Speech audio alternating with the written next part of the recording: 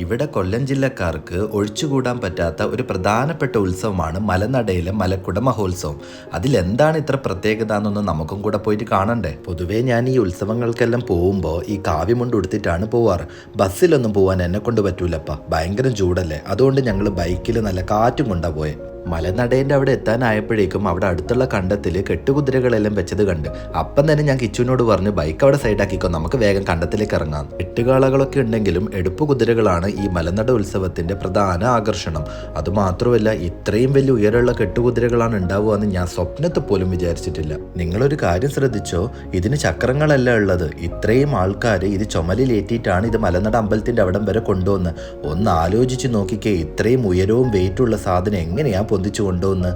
പിന്നെ ഇല്ലേ, ഞാനൊരു കാര്യം പറയാൻ വിട്ടുപോയി. കേരളത്തിലെ ഒരേ ഒരു ദുര്യോധന ക്ഷേത്രമാണ് ഈ മലനട ക്ഷേത്രം.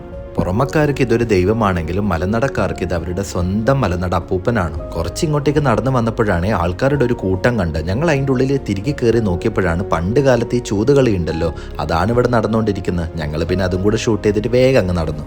ഈ മലനട ക്ഷേത്രത്തിന് 3 തവണ ഈ കെട്ടുകുതിരകളെല്ലാം പ്രദക്ഷിണം ചെയ്യുന്നതോടെയാണ് ഈ ഒരു ഉത്സവം കഴിയുന്നത്. എന്ത് തന്നെയാണെങ്കിലും ഭയങ്കര അടിപൊളിയാണ് ഈ മലനട ഉത്സവം. അവസാനം ഞങ്ങൾ ഒന്ന് മലനടയിൽ പോയി ഒന്ന് ഭഗവാനെ കണ്ട് തൊഴുതിട്ടാണ് ഇറങ്ങി.